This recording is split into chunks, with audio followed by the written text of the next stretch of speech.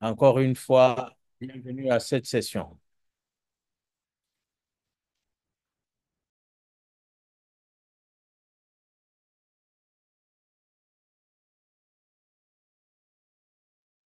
Oui, allô, allô, allô, bonjour, professeur, est-ce que vous me recevez?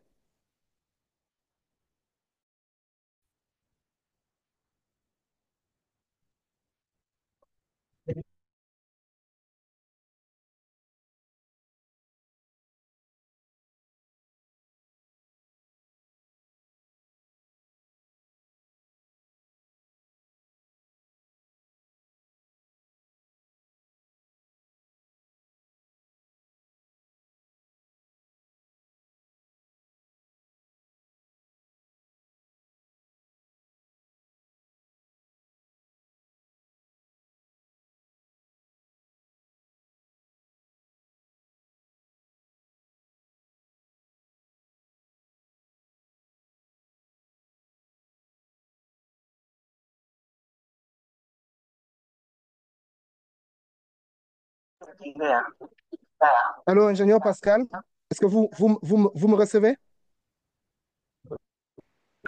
Oui, parfait, Oui, parfait. Je ne sais docteur, pas si les autres vous oui, les reçoivent. autres sont reçus. Sont clairement, je pense que c'est bien comme ça.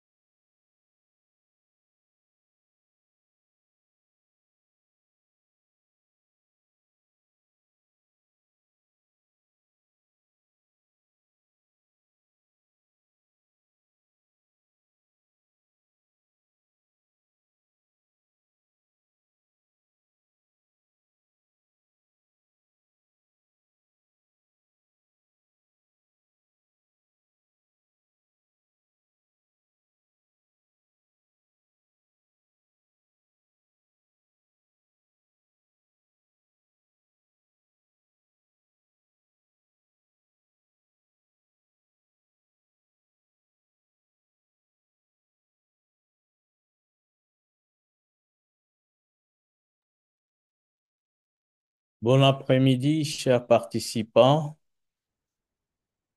Il est temps, nous allons commencer notre session. C'est encore un plaisir de rencontrer les uns les autres là où vous vous trouvez et bienvenue pour cette session. Je voudrais rappeler quelques règles avant de présenter l'orateur du jour.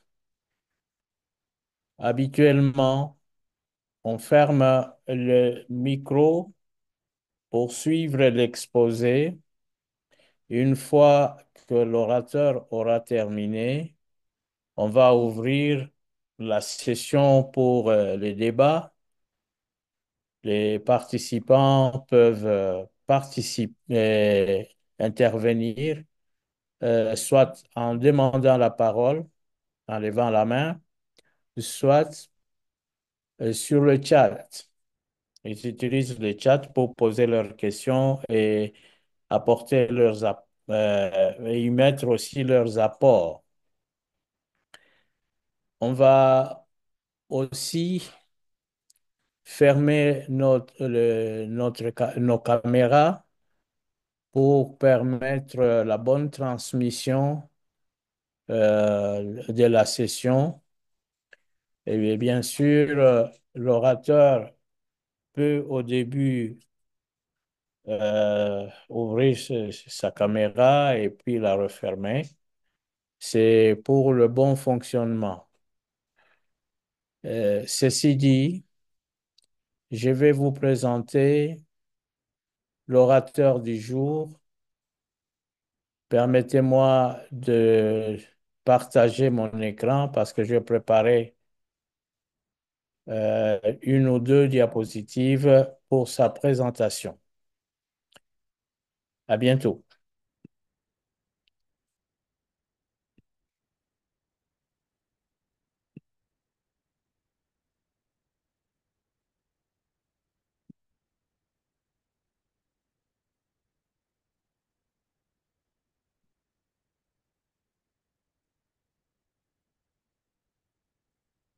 Est-ce que mon écran est visible? 5 sur 5, Oui, professeur. c'est visible. Est-ce que tout le monde voit mon écran? Oui, oui, nous le voyons. Nous le Docteur voyons, Antoine, est-ce docteur. que vous m'entendez? Vous attendez, professeur.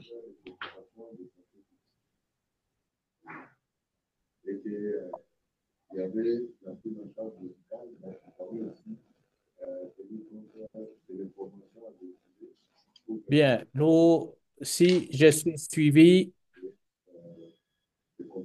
je vous présente le docteur Mulondani Banyao Aguelor, qui est l'orateur du jour. Notre confrère, notre orateur du jour, est détenteur d'un diplôme de docteur en médecine, chirurgie et accouchement de l'Université catholique de Bukavu. Il est détenteur aussi d'un diplôme de master en santé publique. Comme expérience professionnelle, il a exercé comme clinicien pendant 14 ans dans les établissements publics du pays.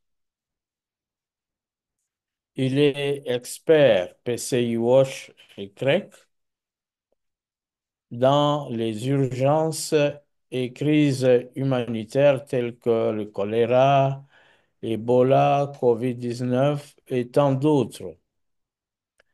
Actuellement, le docteur Gelor est consultant PCI à Africa CDC. Vous savez que Africa CDC Et notre centre de contrôle et de prévention des maladies sur le continent africain, donc qui supervise les 52 pays. Et le docteur Guélor est consultant dans cet organisme. Ceci dit, nous allons inviter le docteur Guélor pour nous faire l'économie de son exposé. Docteur Guélor, vous avez la parole. Oui, merci beaucoup, professeur, pour cette présentation. Je dois avouer que ce fut un grand plaisir pour moi d'être invité à présenter aujourd'hui. Alors, je vais aussi partager mon écran, mais permettez-moi, j'espère que tout le monde m'a déjà vu, de tourner off ma vidéo afin d'améliorer la bande passante de mon côté pour qu'on ne connaisse pas de perturbations. Alors, je suis en train de partager mon écran.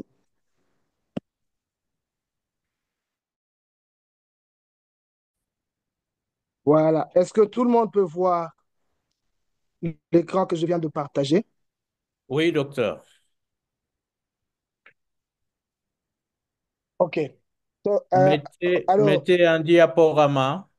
oui, je viens de le faire de mon côté. Je ne sais pas si chez vous aussi ça s'affiche comme tel.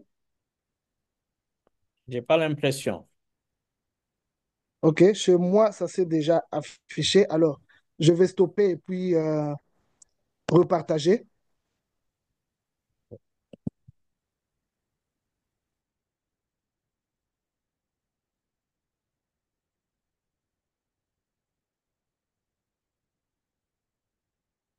Oui, est-ce que de votre côté, ça s'affiche encore en mode diaporama?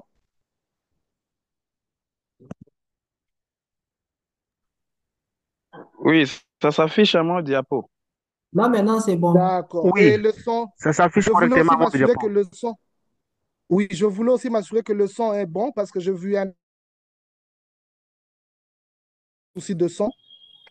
Non, non, le son est tellement bon. Le son est tellement bon. On Super. vous capte. Alors, merci beaucoup. Donc, aujourd'hui, je vais vous faire une présentation rapide et brève sur la pratique PCI en période d'urgence. Le cas de Goma où je suis affecté par l'organisation Africa CDC comme expert PCI, comme le prof l'a annoncé. Alors,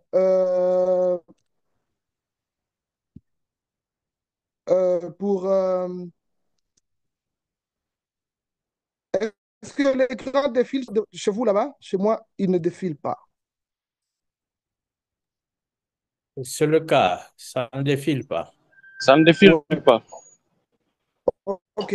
Donc, ce sont des problèmes techniques, comprenez. On va encore réessayer de faire le même exercice, de renvoyer.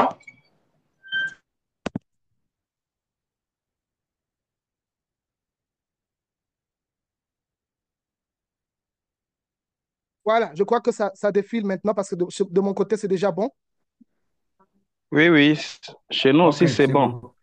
Voilà. Donc, euh, j'aimerais que tout le monde garde à l'esprit le fait que ma présentation d'aujourd'hui fait suite à une autre présentation qui a été faite par notre collègue Mathias Bouchiri il y a effectivement 2 semaines. C'était aujourd'hui, c'était encore un vendredi à la même heure et qu'il y a certains éléments de sa présentation sur lesquels je ne veux pas revenir ici pour essayer de nous garder, le temps, d'économiser le temps.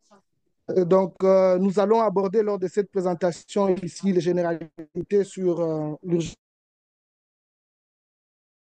de ce qui a été réalisé dans les piliers PCI de la réponse. Après, ce sont les différentes difficultés qui vous seront présentées par rapport à la riposte concernant la PCI, mais par rapport aussi à d'autres éventuelles épidémies qui pourraient qui pourraient survenir à Goma, comme vous le savez, dans les contextes de la période après-guerre. Après, il y a quelques recommandations qui ont été introduites par quelques éléments dans la rubrique conclusion. Alors, peut-être sans beaucoup plus perdre le temps, je vais inviter à l'ingénieur Tezangui de nous balancer juste une petite euh, évaluation, un petit test d'évaluation de niveau de connaissance de l'audience par rapport à ce qui concerne les signes et symptômes de Mpox, ce qui concerne la transmission, les modes de transmission et comment prévenir. Ingénieur Tezangui, à vous de nous balancer le test et j'espère qu'il ne va pas prendre 5 minutes. Voilà, le test est déjà là, chers collègues. Si vous pouvez juste nous aider à répondre à ces trois petites questions sur base desquelles on va présenter les résultats pour comprendre c'est quel niveau de compréhension que l'auditoire a par rapport à notre sujet d'aujourd'hui. Merci.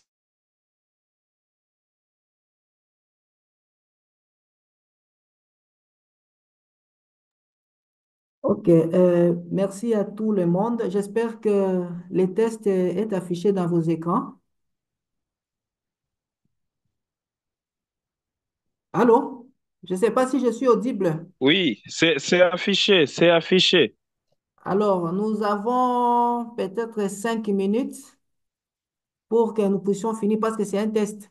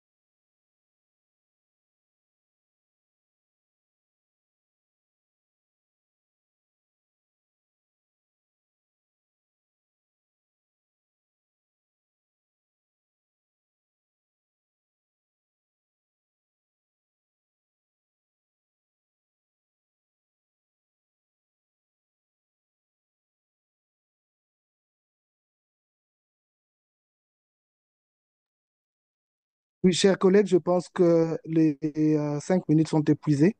Je ne sais pas, ingénieur Tezang, ici, à ce stade, ici, de nous balancer les résultats, à moins qu'il y ait un collègue qui dise qu'il n'a pas encore fini le test.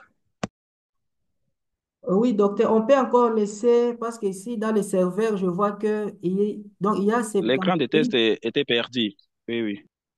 Oui, je disais ceci, docteur, on peut encore accorder un peu de minutes parce que sur mon écran, je vois qu'il y a encore 71% des participants qui ont répondu.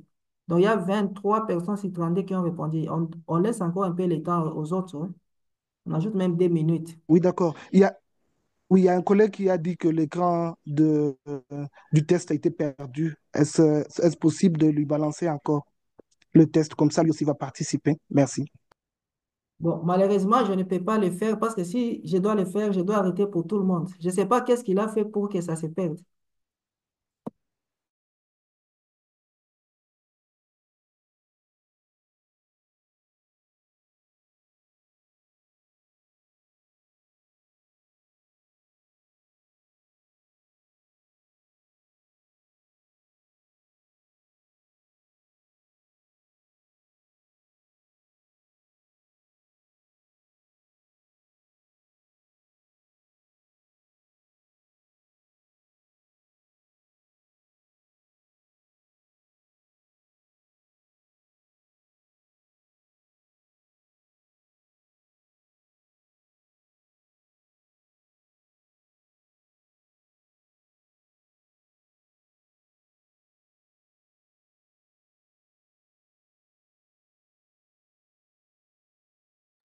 Ok, je mets fin au sondage et puis je balance les résultats. Merci.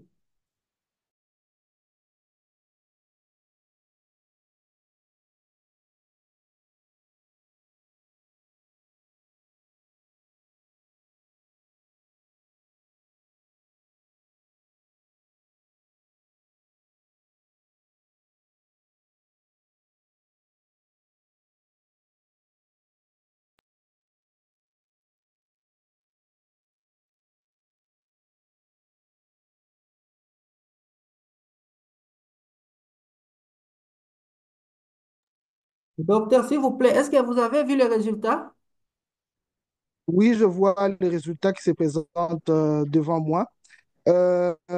Sinon, je voulais peut-être faire un petit correctif par rapport aux différents messages que les collègues ont envoyés dans les chat box.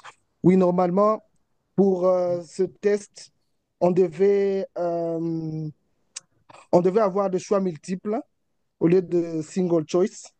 Alors, pour la première question, c'était euh,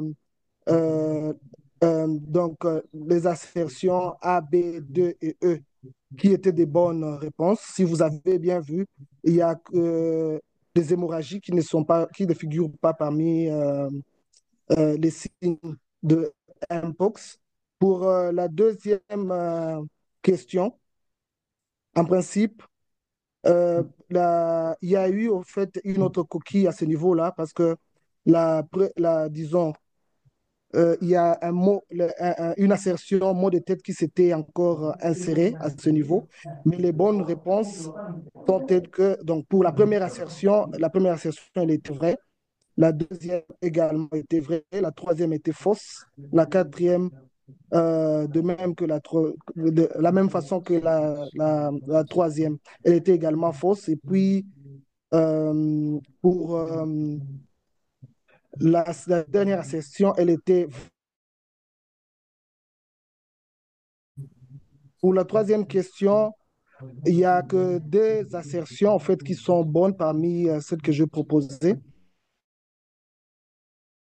option 3A et C. Voilà. Donc, merci beaucoup quand même, chers collègues, d'avoir participé.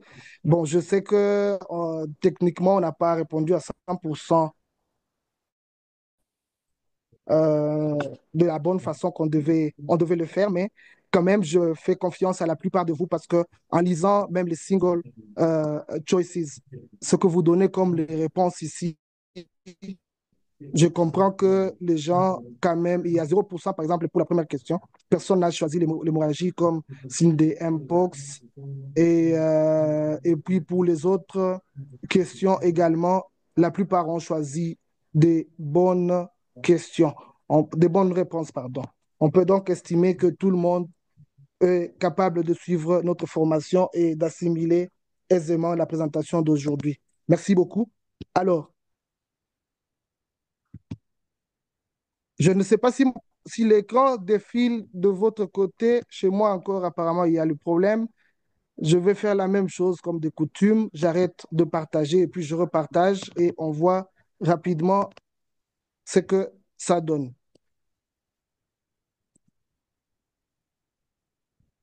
Voilà. Alors, c'est comme je l'avais dit avant, je sais que vous voyez mon écran qui a défilé.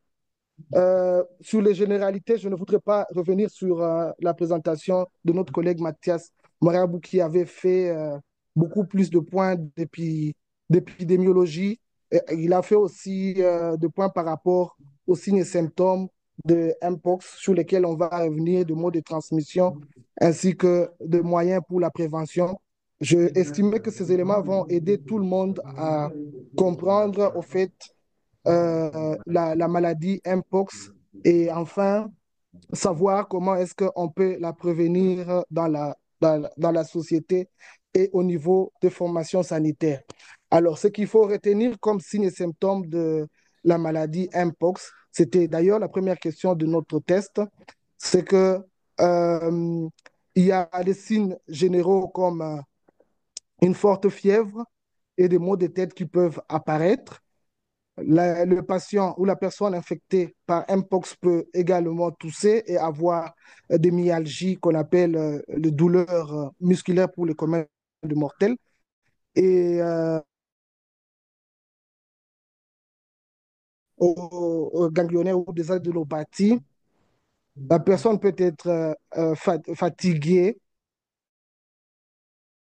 On peut également avoir des douleurs au niveau de dos et le signe qui est trop caractéristique par rapport à cette maladie, sont des éruptions cutanées qu'on peut appeler, pour faciliter la compréhension de personnes qui ne sont pas du domaine, qui ne sont pas du domaine médical, qu'on appelle de boutons. Ce sont des boutons qui apparaissent sur le corps, mais normalement, ce sont des éruptions cutanées. Comprenez les termes qu'on a utilisés sur cette diapositive ici. Évidemment, c'était pour permettre à tout le monde de comprendre, que ce soit les médicaux et les non médicaux.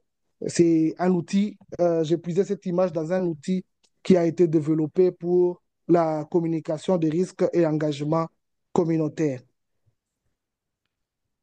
Alors, certainement que les gens se demandent comment est-ce que le Mpox peut se transmettre et la connaissance du mode de transmission de Mpox est une base, une base pour nous permettre d'agir en termes de prévention et euh, contrôle des infections. Et en cas de Mpox, ça nous permet au fait de briser la chaîne de transmission d'une personne infectée à une autre, ou alors d'un animal mort et contaminé à une personne. Alors, sous nos yeux, il y a les différents modes de transmission de, de monkeypox, mais on peut retenir qu'il y a le mode direct de transmission, celui indirect et puis la transmission transversale qui se fait de la mère à l'enfant. Pour les modes directs de transmission des Mpox, retenons que les contacts avec d'autres personnes qui sont infectées, par exemple lors des salutations, peut faire à ce que la personne infectée contacte la maladie. Il y a également, lors des rapports sexuels avec une personne qui est malade, je dois rappeler ici que ça faisait partie de questions du test qu'on nous a proposé et auxquelles la plupart des participants ont fait un bon choix, nous ont fourni de bonnes réponses. Le contact direct ne peut pas se faire seulement par salutation, mais aussi par frottement d'une personne contaminée avec une autre pour attraper la maladie. Il y a également les contacts avec les animaux morts, comme j'avais soulevées avant, mais ces animaux doivent être d'office infectés pour transmettre la maladie à l'homme. Ou la contamination via contaminée, lorsqu'une personne, en fait, un personnel soignant ou alors un membre de la famille est en contact avec la surface contaminée par un malade, il y a un fort risque de contracter. Le fait de partager la literie avec une personne malade ou le vêtement peut aussi conduire à une contamination parce que le virus peut être trouvé dans les surfaces, comme j'avais dit. Enfant, et enfin, la transmission de la mère à l'enfant est aussi un mode de transmission qui a été révélé par les spécialistes. Oui. Après avoir vu le mode de transmission, c'est très facile maintenant de comprendre comment prévenir ou comment briser la chaîne de transmission de Mpox.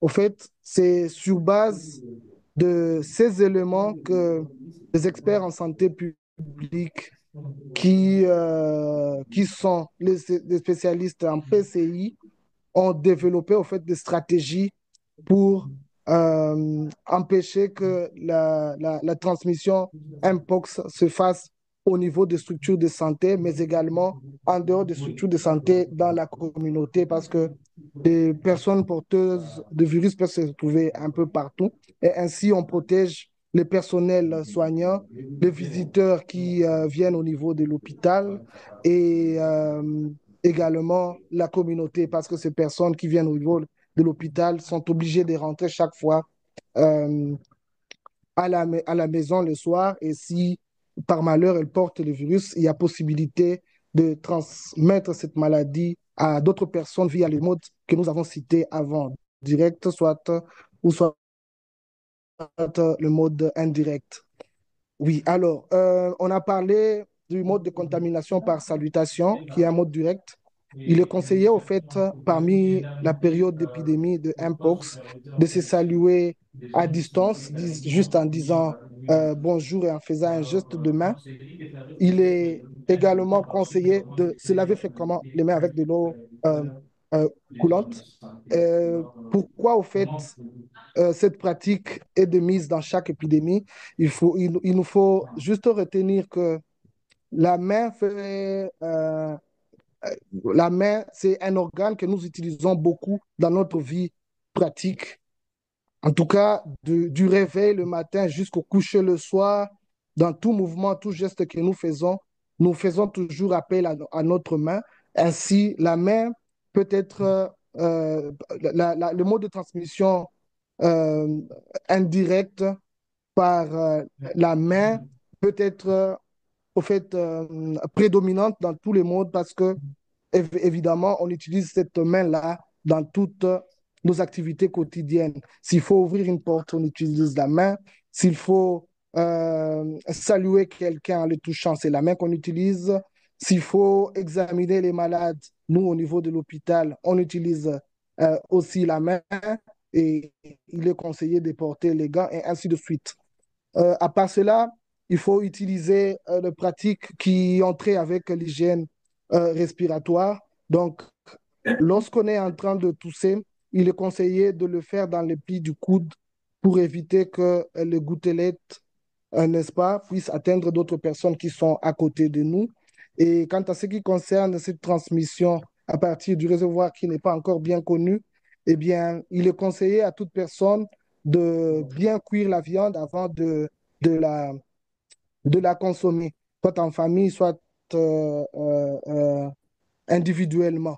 Alors, de ce qui précède aussi les modes de transmission, il y a des conseils qu'on nous donne par rapport à ce qu'il faut éviter et permettre ainsi de briser la chaîne de transmission du virus d'une personne à une autre, d'une surface à une personne ou alors d'un animal à une personne. Eh bien, il nous est conseillé de ne pas manipuler ou de consommer la viande d'un animal qui a été trouvé mort parce qu'on ne sait pas si cet animal est réservoir du virus.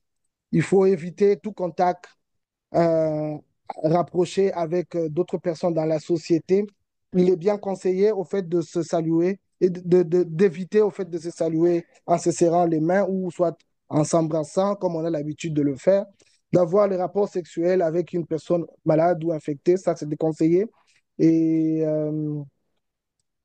toucher un malade, comme je l'avais dit, ou une dépouille mortelle sans avoir une protection parce qu'on ne sait pas si cette personne est morte pour quelle raison. Et en période d'épidémie, tout comme en temps normal, c'est bien conseillé aux gens d'éviter de vivre sous le même toit avec euh, les animaux.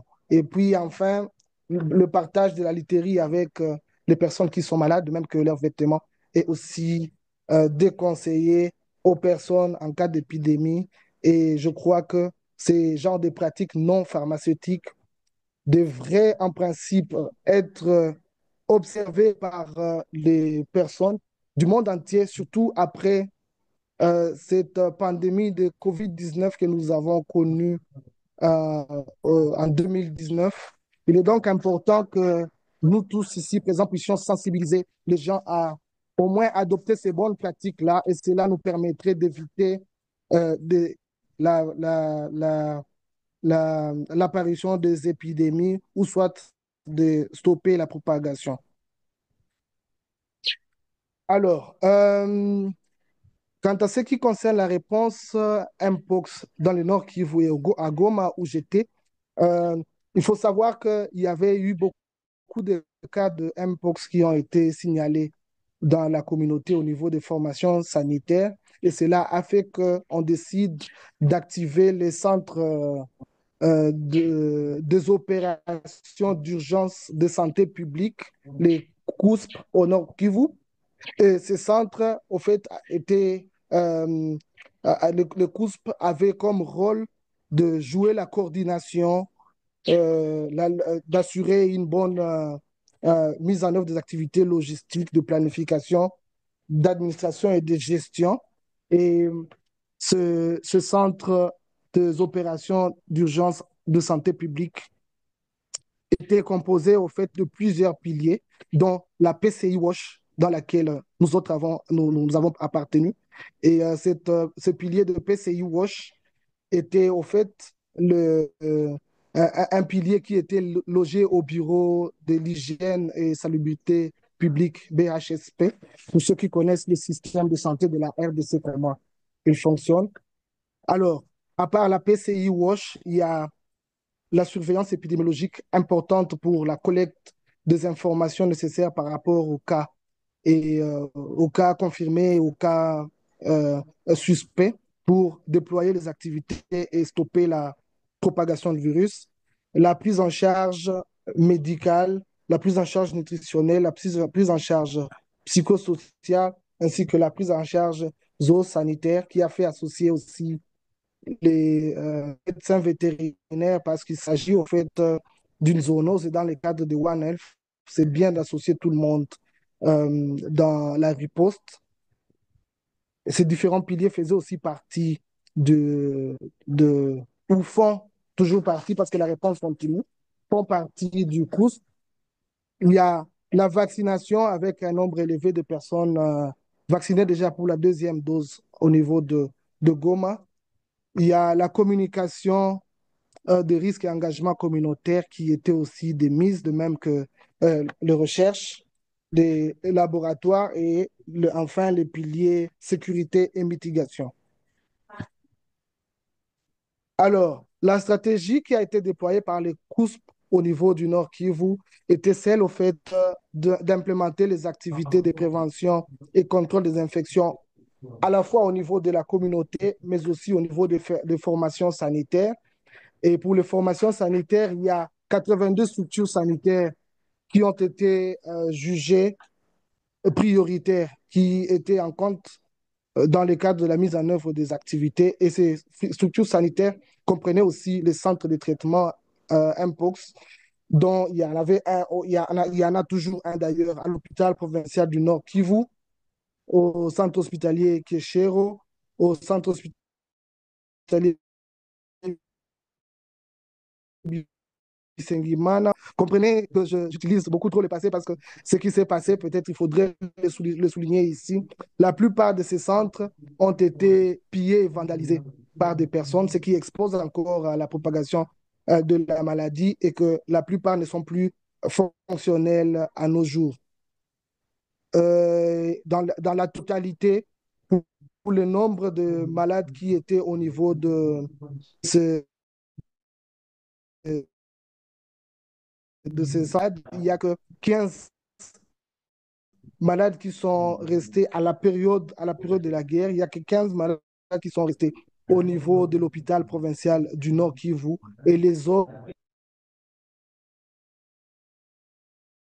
autres se sont envolés dans la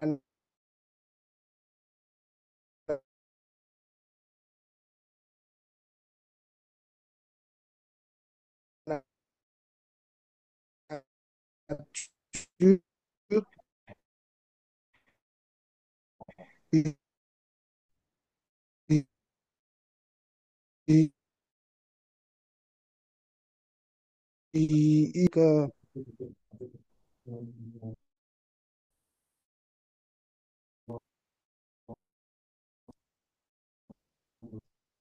tout combat une voie de sortie de la ville de Goma qui mène vers euh,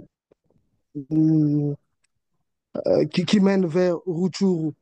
Et il est à signaler à ce niveau ici, compte tenu de la contrainte sécuritaire au niveau de Mubambiro, au niveau de Kibumba, il n'y a pas eu installation de stations de lavage de mains.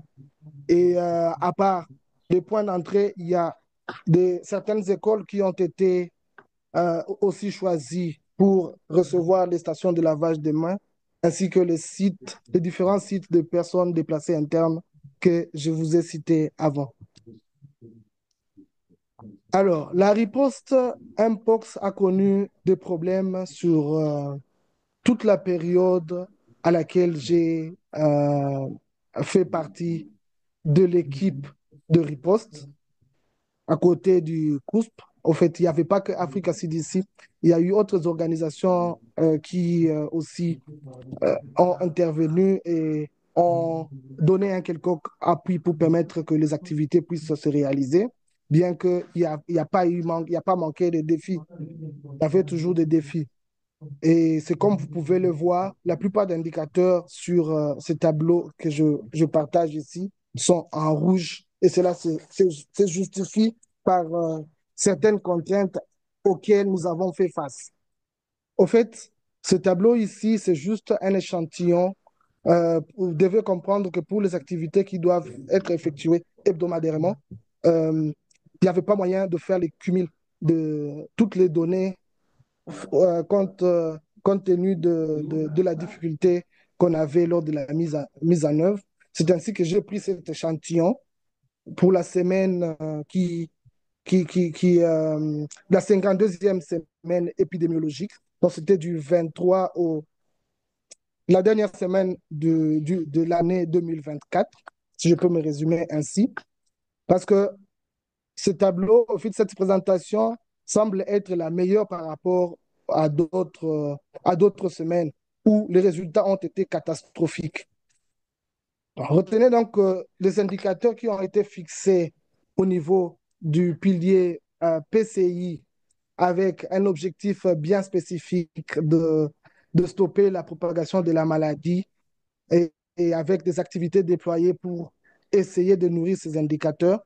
Le premier, parmi ces indicateurs, fut la proportion de personnes ou personnels soignants de première ligne qui ont été affectés. Pour cette semaine-là, il n'y avait pas de disponibilité de données par rapport à cela, mais il a été raconté par miracle pour toutes les semaines qu'à Goma, il n'y a pas eu, au fait, de personnel de première ligne qui ont été contaminés lors de la prestation de leurs services. Pour le deuxième indicateur, en utilisant l'outil d'évaluation spécifique PCI pour les formations sanitaires, pour les 88 prioritaires, il y a que, en fait, 2 sur 88 formations sanitaires qui avaient un score qui est supérieur à 80%. Comprenez que la PCI reste un défi lors de l'offre de soins de qualité au niveau de nos structures, et ce qui représente un niveau de réalisation de 2,2%. Et à partir de ce score, de score spécifique de chaque institution sanitaire, un plan d'amélioration a été développé pour être mis en œuvre, et faute d'un appui ou faute de déploiement de activités pendant cette période-là, parce c'est une activité qui a été réalisée pendant les derniers trimestres de l'année. On devait le faire pendant le premier trimestre, mais on observait qu'il n'y a pas vraiment eu trop d'amélioration pendant qu'on préparait la deuxième évaluation, et la guerre nous a euh, stoppé pendant une période d'au moins 3 semaines. Et aujourd'hui, il y a les activités qui sont en train de tenter d'être reprises.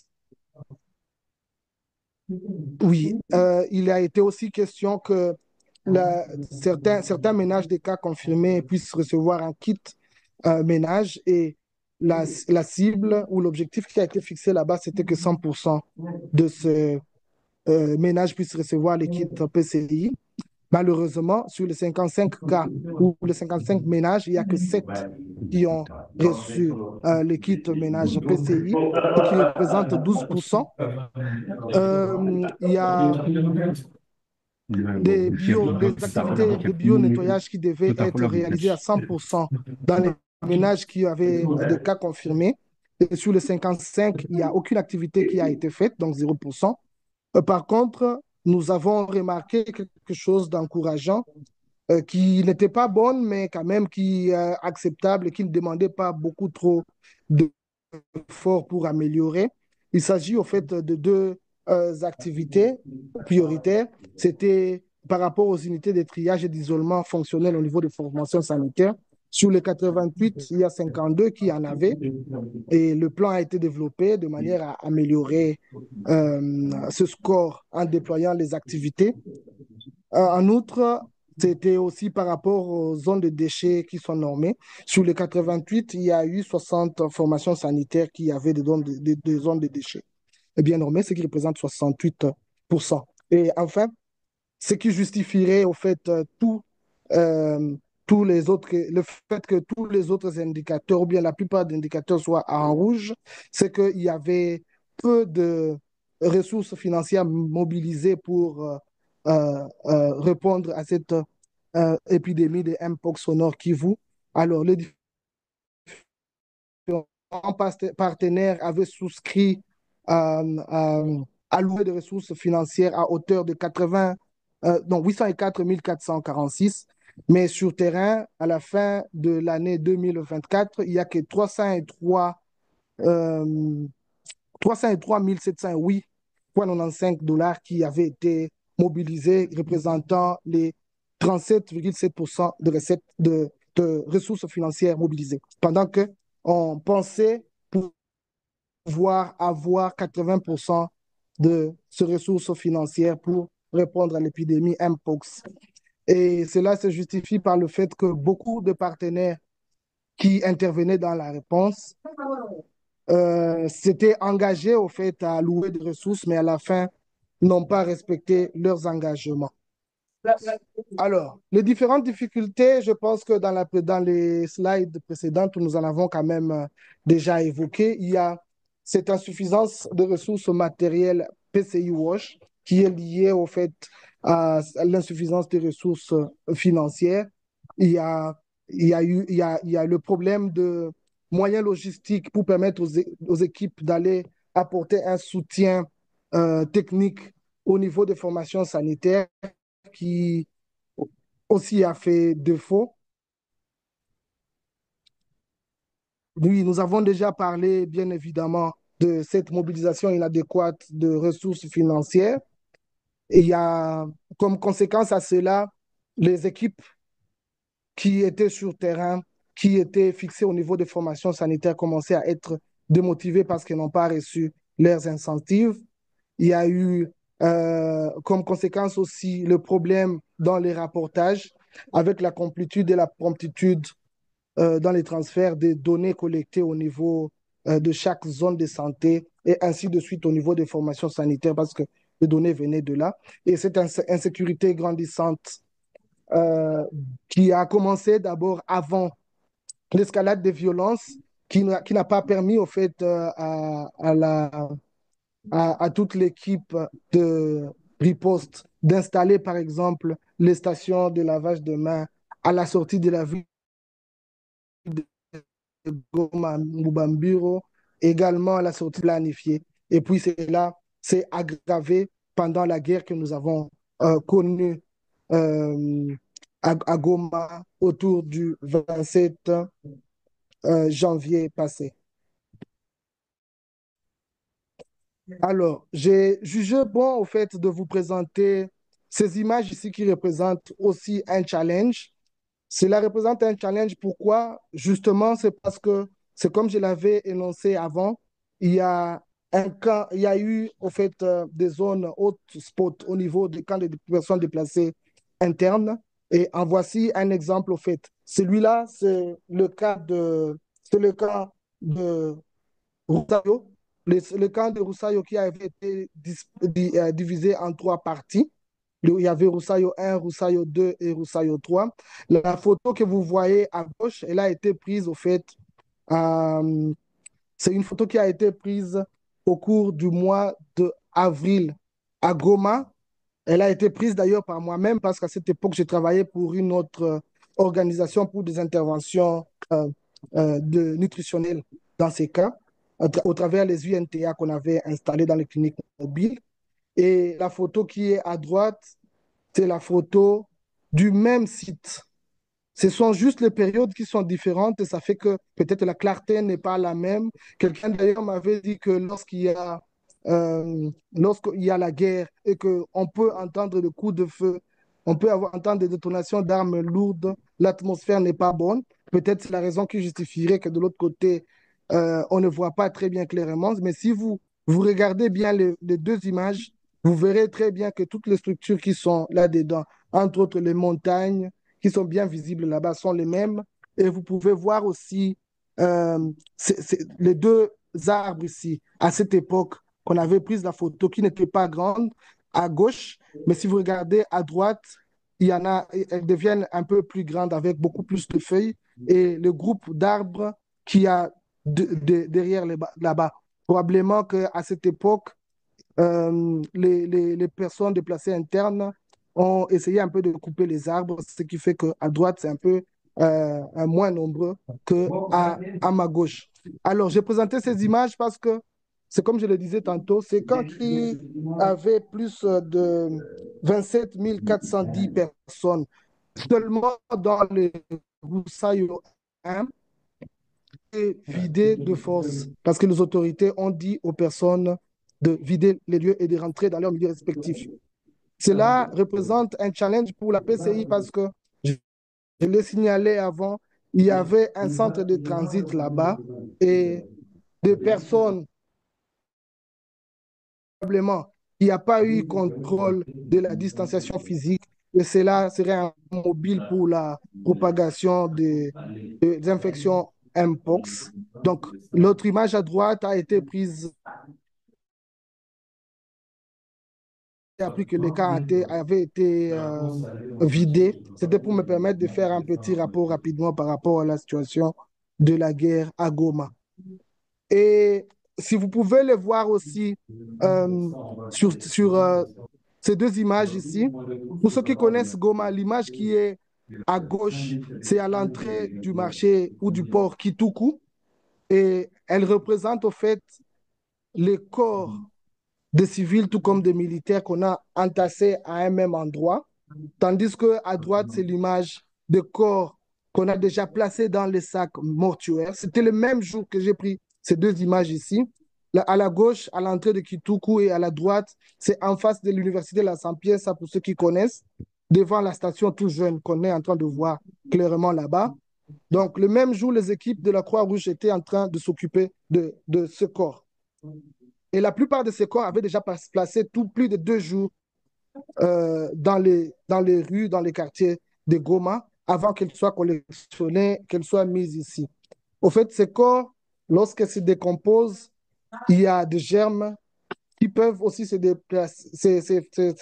développer et ainsi constituer une source d'épidémie, ce qui nous faisait dire à l'époque à Goma, il ne serait pas surprenant si dans les jours qui viennent, on voit d'autres épidémies apparaître. Parce qu'à part ici, ce corps était trouvé aussi dans le lac Kivu et de l'eau du lac Kivu a été utilisé principalement par la population, puisque tout simplement à cette époque-là, il y a une coupure d'eau, de registre des eaux.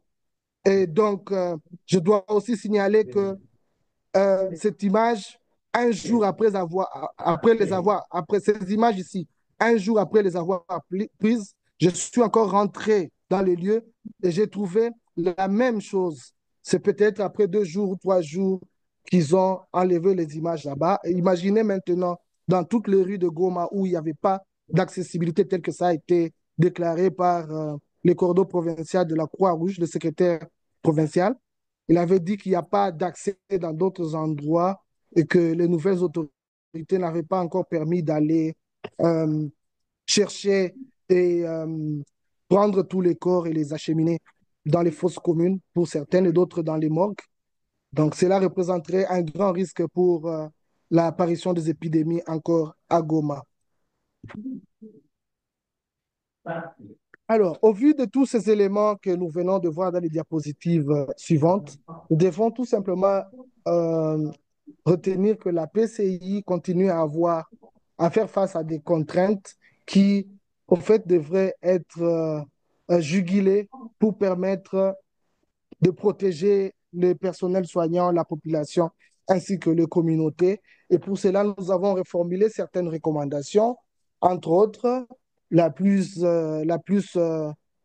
prioritaire serait de rendre les ressources financières et matérielles disponibles au niveau des établissements de soins de santé pour permettre à ce que la problématique que nous avons vue de, de, de motivation des prestataires de services soit levée et permettre un bon travail.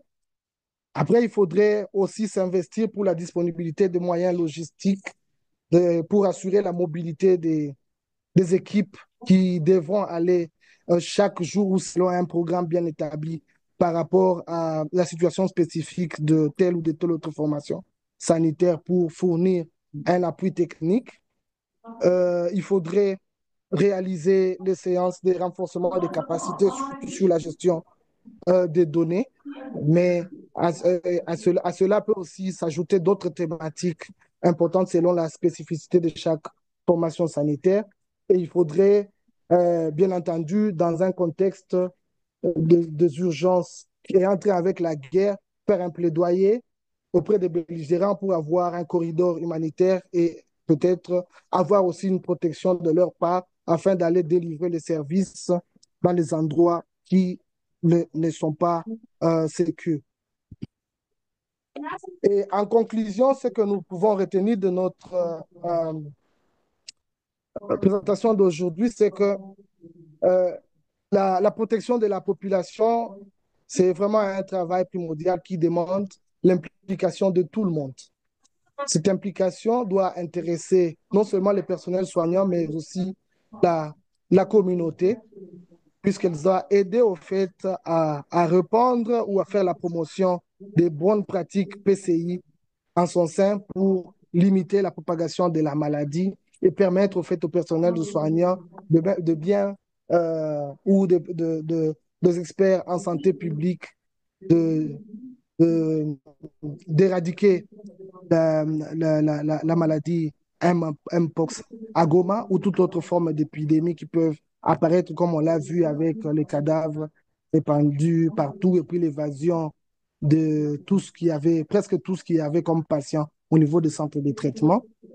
Il faudrait aussi pour cela, pour permettre d'atteindre cet objectif de briser la chaîne de transmission de la maladie, il est aussi nécessaire que les ressources financières suivent. Et enfin, dans un contexte de fragilité comme à l'est de la RDC qui connaît beaucoup plus de guerres chaque jour, la mise en œuvre des pratiques PCI, le déploiement de tout ce que nous connaissons comme précautions standards et complémentaires n'est pas du tout aisée.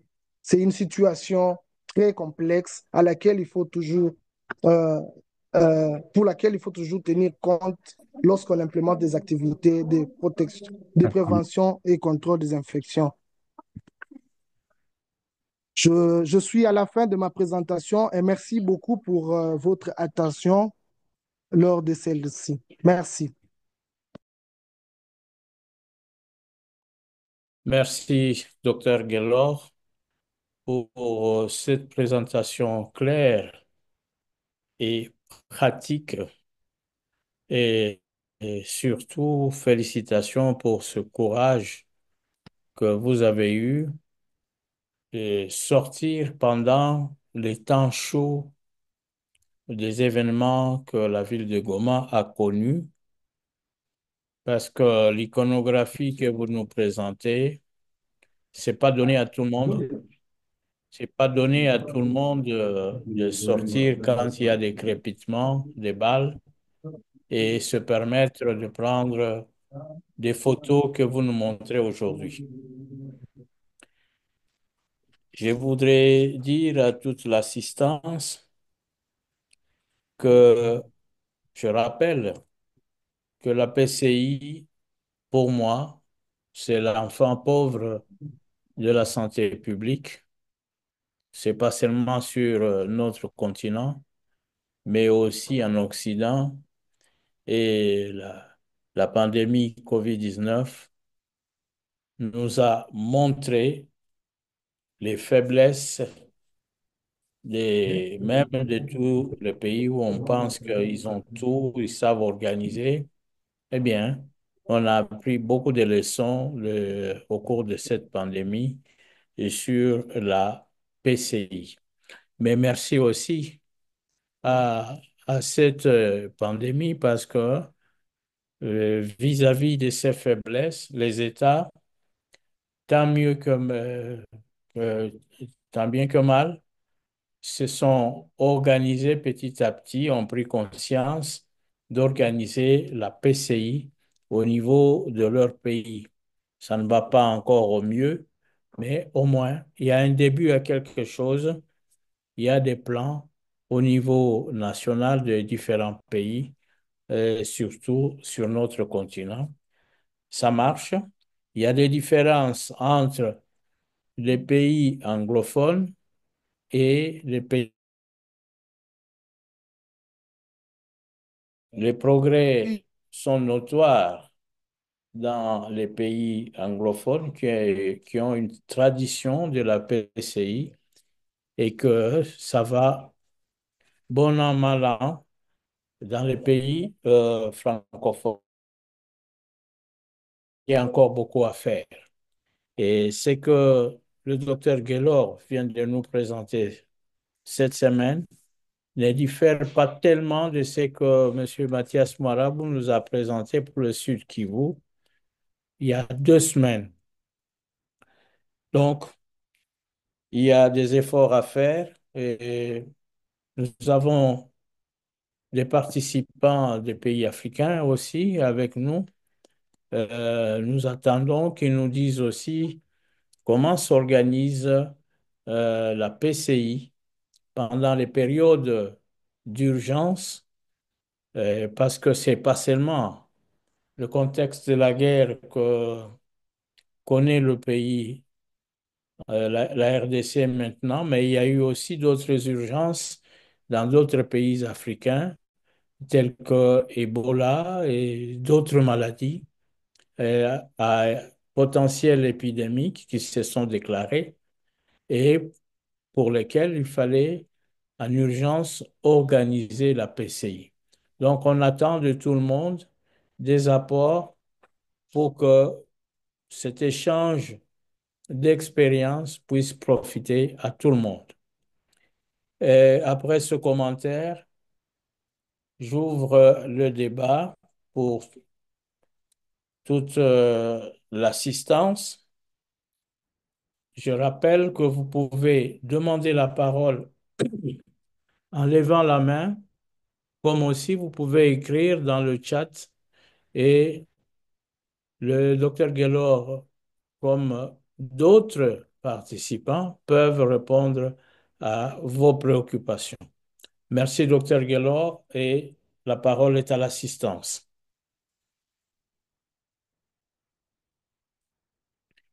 Docteur Gaylor, vous pouvez maintenant enlever euh, le partage d'écran. Comme ça, nous voyons ceux-là qui posent des questions. Merci.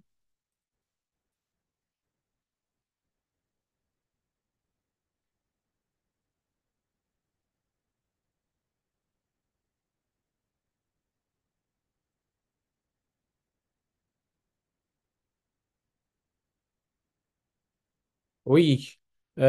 Mademoiselle ou Madame Nathalie, vous avez demandé la parole. Vous pouvez poser votre question.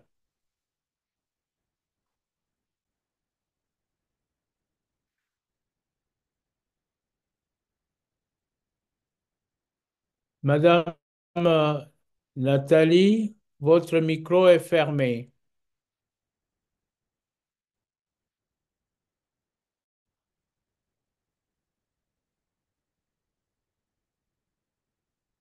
Madame Nathalie, si vous nous suivez, veuillez ouvrir le micro pour parler.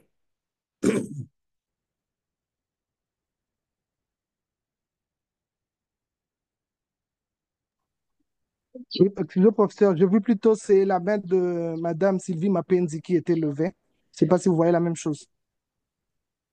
Euh, Au fait, bon, alors, celle qui a demandé la parole peut présenter.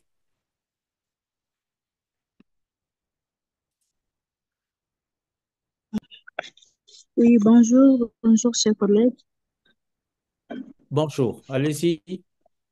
Oui, c'est Sylvie Mapenzi. D'abord, je commence par remercier Dr. Gaylor pour sa présentation. Moi, je suis Sylvie Mapenzi, je suis à Goma, à Nord Kivu. J'ai bel et bien participé vraiment à ce fléau qui nous a frappé ici. Et tel que l'a bien souligné Dr. Gaylor, vraiment, c'était catastrophique.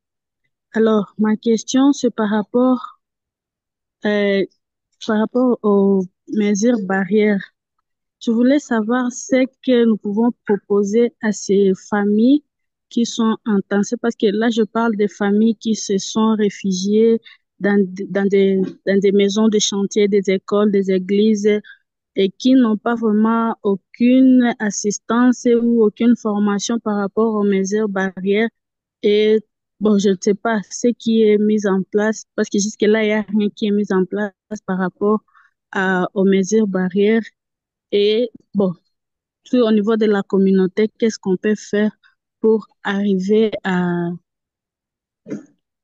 à protéger cette communauté qui est vraiment intense? Là, je parle par exemple des familles militaires qui étaient dans le camp. Je prends l'exemple du camp Katindo, parce que si vous regardez ces familles, jusque-là, ils n'ont pas où aller. C'est vrai que les autorités qui sont en place ont eu à déguerpir les déplacés qui étaient dans des camps comme Boulengo, Roussa, comme il a dit. Mais il y a les déplacés de- qui se sont réfugiés dans des écoles, dans des églises et qui n'ont même pas de notion de mesures barrières par rapport à la maladie à mpox. Alors, qu'est-ce que nous pouvons faire? Comment est-ce que nous pouvons nous tenir par rapport à ces fléaux qui guettent la population actuellement? Merci. Merci beaucoup, Madame Mapenzi. Je vais donner la parole au docteur Gaylor, mais je demande aussi aux participants d'intervenir selon leur expérience. Docteur Gaylor, vous avez la parole. Oui, merci beaucoup, Madame Sylvie Mapenzi, pour la question. Alors, pour commencer, je vais répéter un peu la phrase que je prononçais lors de la présentation, c'est que la prévention ou bien briser la chaîne de transmission d'une épidémie, à l'occurrence les Mpox, est une affaire de tout le monde. Bien évidemment, l'État congolais, à travers les COUS, a envoyé les équipes pour aller sur terrain et déployer les activités afin de limiter la propagation de, de l'épidémie dans la population. Plusieurs piliers, plusieurs disciplines. Et à mon avis, le travail qui devra être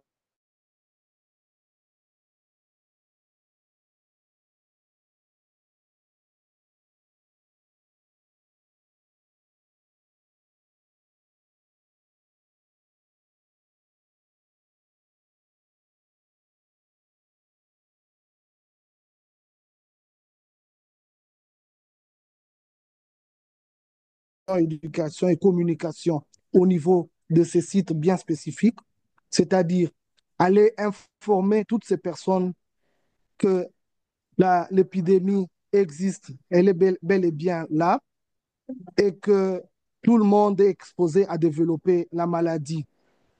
Et dans ces cas, il faudrait informer par rapport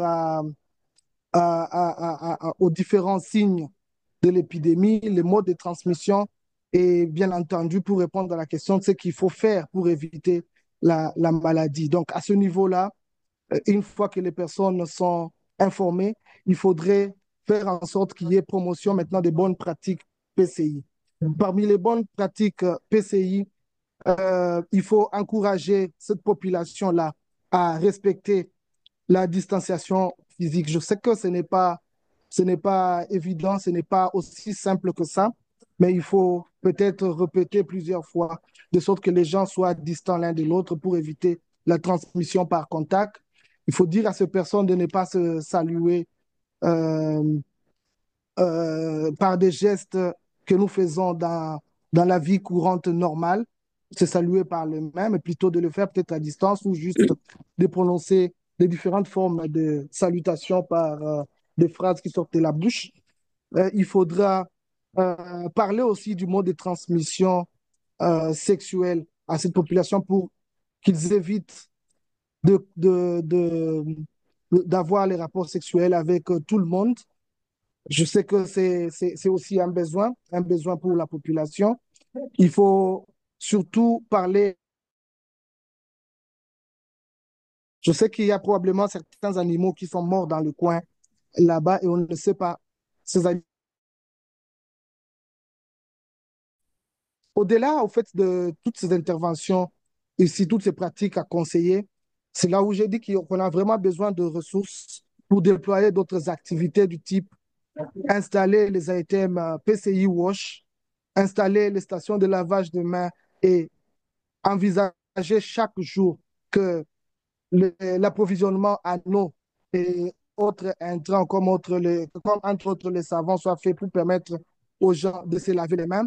Il faudrait conseiller à cette population qui aurait déjà connu, si on respecte les différentes pratiques dont j'ai parlé avant, qui auraient déjà connu les signes de Mpox, de pouvoir alerter et de s'isoler ou d'isoler la personne qui représente ces signes, alerter les équipes des épidémiologistes pour venir faire les investigations et puis, si le cas est positif, d'encourager la prise en charge au niveau des formations sanitaires assignées pour les traitements des Mpox. Parce qu'on a observé aussi que la plupart des malades n'ont pas ce courage-là ou bien n'ont pas cette volonté d'aller se faire soigner au niveau des centres de traitement Mpox et préfèrent rester à la maison et prendre une automédication, continuer à...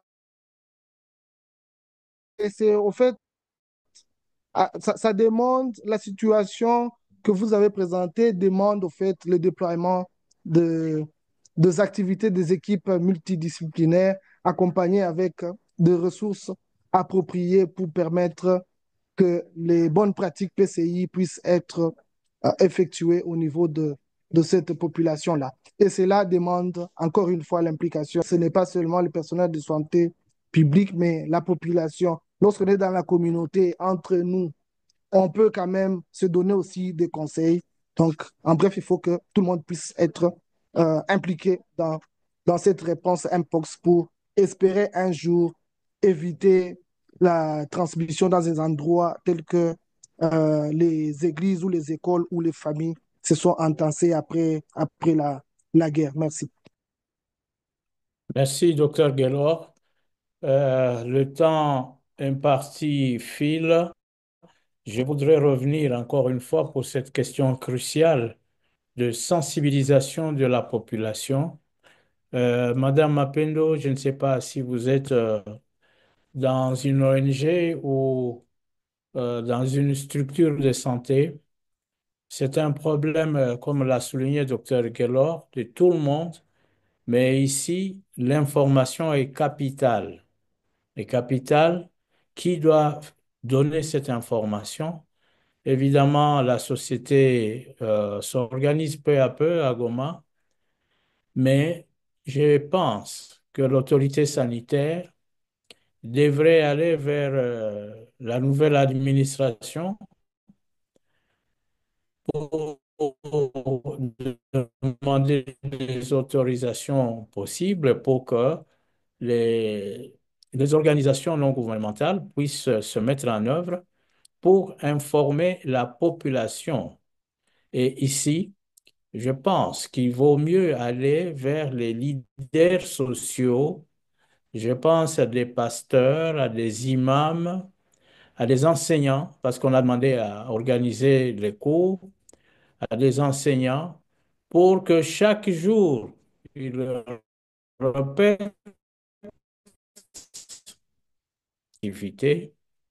Et les pasteurs dans les églises, les prêtres dans les églises, les imams dans les mosquées, pour qu'ils puissent prêcher. Ça, là, c'est prêcher le mode de prévention et comment on peut s'en sortir.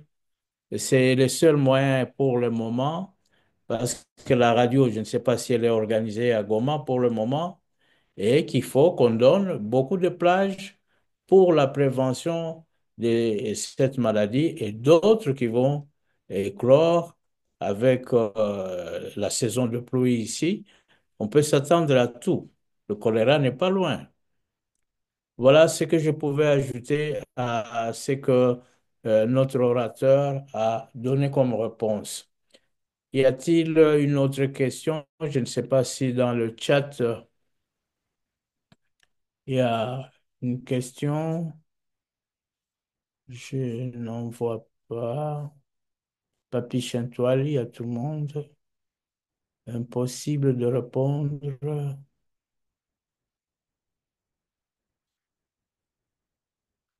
Impossible de répondre à plusieurs assertions. Là, c'est déjà passé.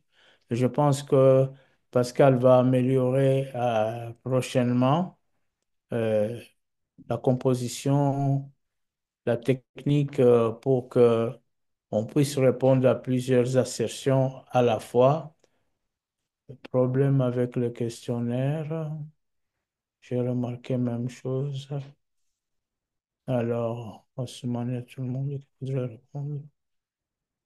Dès que tenez compte de l'erreur sur le questionnaire, Sylvie, souci de connexion.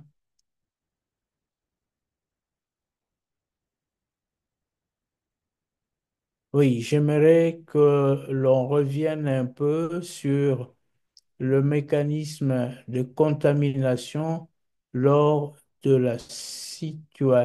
lors de la salutation. Contamination a posteriori, a posteriori lorsqu'il n'y a pas d'hygiène de main et contact avec les muqueuses. Voilà, docteur Gellor, la question que le docteur Ndoumé vient de poser sur la transmission par le contact manuel. Question d'hygiène, je pense que vous avez suivi la question que j'ai lue. Avez-vous une réponse là-dessus, docteur Gellor? Non, professeur, je suis en train de chercher encore la question. Peut-être si vous y êtes encore, vous Je pouvez la vais, je répéter. vais relire, je vais relire. j'aimerais que l'on revienne un peu sur le mécanisme de contamination lors de la salutation. Contamination a posteriori, lorsqu'il n'y a pas d'hygiène de main et contact avec les muqueuses. Avez-vous suivi? Oui, la question semble de donner peut-être par quel mécanisme il peut y avoir contamination lors Oui. de La salutation par... salutation, oui, la salutation par la main, oui. Et dans les contextes où il y a pas d'hygiène de main. ou, Oui, lorsqu'il n'y a pas hygiène de main et contact avec les muqueuses, pose la question.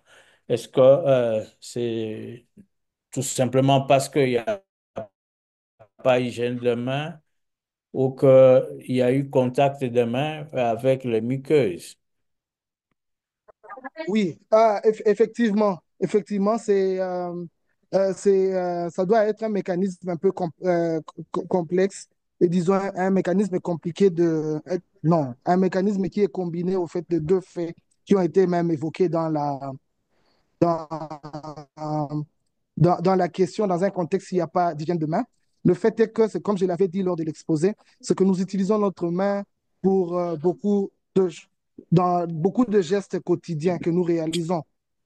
C'est comme par exemple, on se salue, pour revenir à la question, on vient de saluer quelqu'un qui, au fait, souffre déjà de mpox, qui a des lésions cutanées au niveau de sa peau, et qui est un cas confirmé et qui aurait touché ces lésions avec sa main. Donc, dans ces cas, le germe, il va rester sur la main de celui-là qui ne va pas se laver et qui saluerait une autre personne, peut-être qui n'a pas encore des lésions au niveau de sa peau et qui serait appelée à se gratter, par exemple, jusqu'à créer une lésion avec la présence du germe au niveau s'infecter. En fait, ça demande aussi qu'il y ait une lésion de la peau sur la personne non infectée qui a touché un cas positif de Mpox et qui, dans les cas où il ne se serait pas lavé les mains après avoir touché ces lésions, ça demande que cette personne-là, qui est encore saine, puisse avoir une lésion au niveau de la peau et puis par les moyens de véhiculer les germes sur sa main peut se contaminer aisément. C'est, je ne sais pas si je viens au fait de répondre à la question clairement tel que le souhaiterait celui qui l'a posé. Merci. Il faut rappeler que la contamination dans le cas de la maladie est soit directe, soit indirecte. Directe, le contact avec les personnes qui ont des lésions, si on entre en contact avec ces lésions. Le contact sexuel, hein, le contact sexuel, bon, il n'y a pas encore de preuves sûres sur la transmission euh, de la mère à l'enfant par le lait. Il n'y en a pas encore. La bonne revue de littérature effectuée par le professeur Nachega n'en a pas mentionné, hein. Ben, donc, transmission directe et transmission indirecte du fait d'échanger des habits, la literie, ainsi de suite avec les personnes malades et les surfaces contaminées. Ça, c'est indirect. Donc, nous pouvons retenir le mécanisme de transmission directe et transmission indirecte. Et je pense que ça résume tout. Ça résume tout. Alors, Alex Ndeke, à tout le monde, si possible, nous partager souvent la présentation et ou son enregistrement. Bien, vous pouvez vous adresser à l'ingénieur Pascal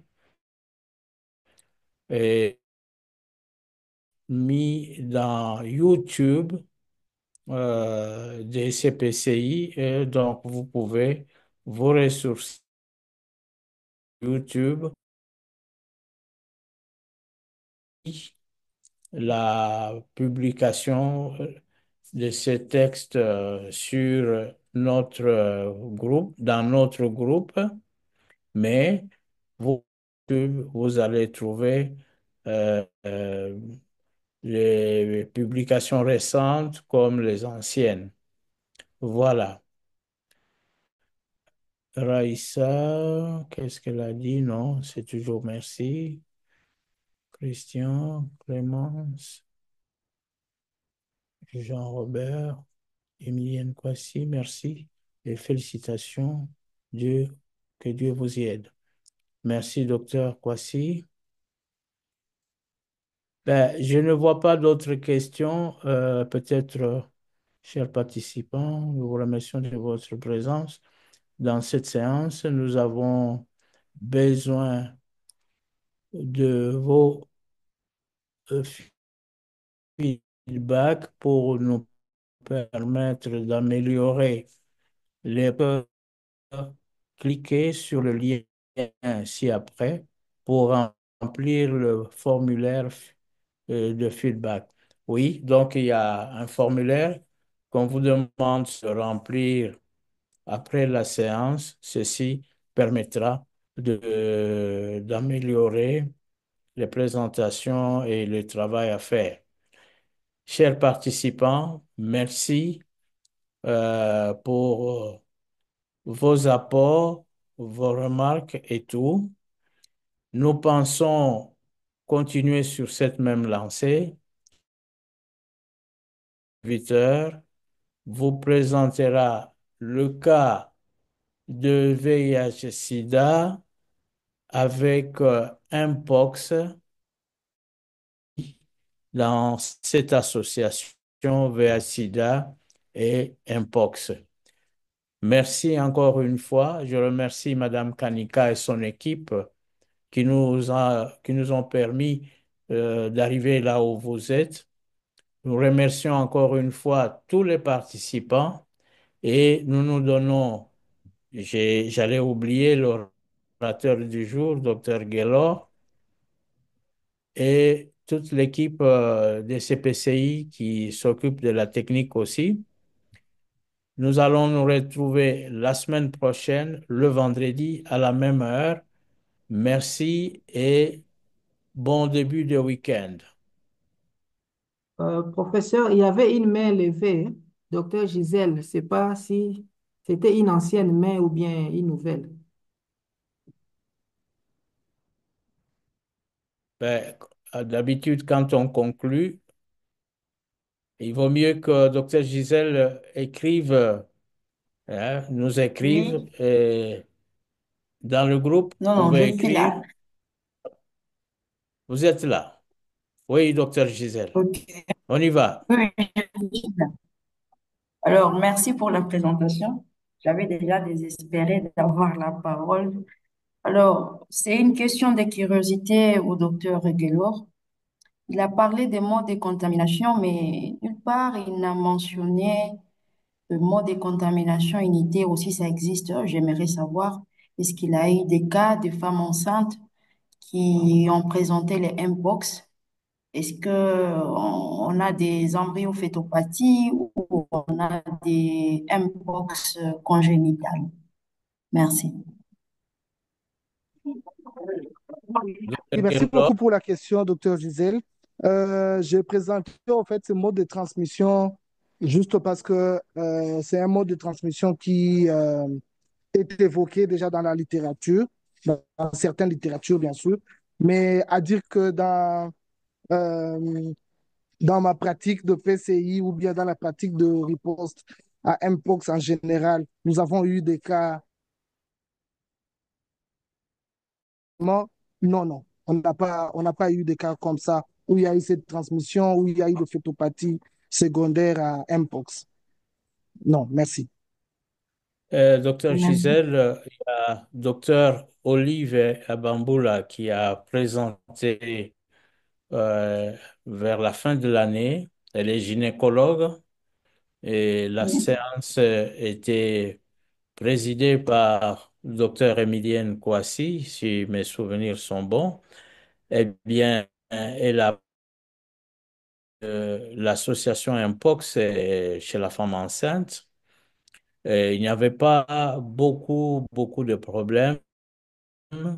Et sinon, la série que un gynécologue congolais a présentée de Kinshasa ne, ne donnait que, n'était basée que sur 4 cas. C'était pas beaucoup pour parler de danger et de toutes les conséquences que vous évoquez. Je pense qu'il faut encore qu'on fouille la littérature et, et qu'on ait des reculs du côté scientifique pour que nous puissions avoir des réponses à vous donner. Parce que la grande épidémie qui s'est passée en Occident concernait des gens de 35 à 39 ans et qui sont des gens d'une orientation sexuelle donnée. Vous imaginez ce que je voudrais dire, mais aussi des, des gens immunodéprimés. Donc, il y a déjà des problèmes de ce côté-là, mais avoir l'épidémie comme celle que nous avons depuis 2022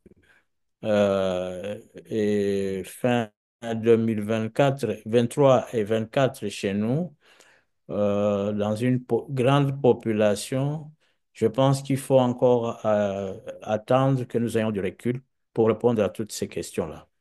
Merci beaucoup. Merci, prof.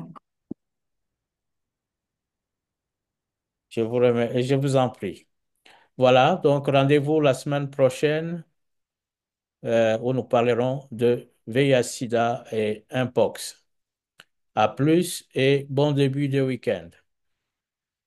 N'oubliez pas de remplir la Merci, pareillement, fiche. prof. Merci aussi. Merci, pareillement. Merci. Merci. Merci pareillement, professeur. Merci. Merci beaucoup.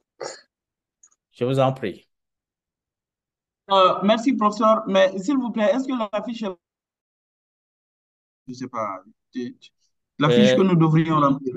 oui, oui, normalement, elle est projetée. Pascal, si vous pouvez réaligner, si vous l'avez enlevé, pour que les participants puissent se remplir. Oui, il se trouve dans le chat. C'est un lien ieco.org feedback. Ils n'ont qu'à cliquer là-bas et puis il y aura un formulaire qui va apparaître. Ils remplissent et puis ils envoient. Merci. Oui, le lien est dans le chat. Le lien est dans le chat. Je pense que c'est ça, intégrer notre groupe. Non, non, c'est pas ça. L'avant-dernier message.